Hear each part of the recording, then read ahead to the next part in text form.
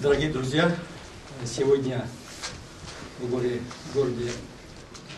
Баткене, Батумской области, Кыргызской республики, мы провели работу двусторонней комиссии, обсудили жизненно важные проблемы.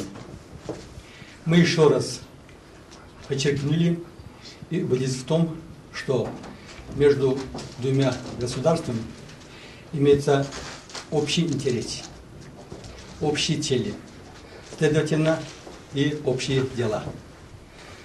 Логический вывод в этом отношении заключается в интересах наших народов.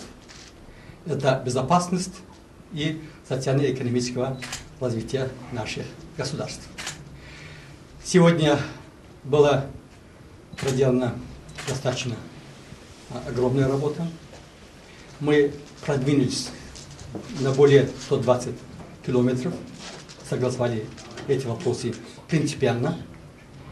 Если брать от общей протяженности государственной границы между Республикой Таджикистан и Киргизской Республикой, я могу, и господин Камчыбек Идышевич может подтвердить в том плане, что уже более 90%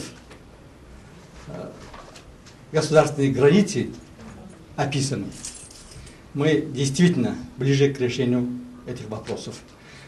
Комиссия к решению основных вопросов относится исключительно ответственно. Они выполняют точные указания глав наших государств, выражающие волю наших народов. Я благодарю обоих комиссий за успешно проведенную работу. Спасибо.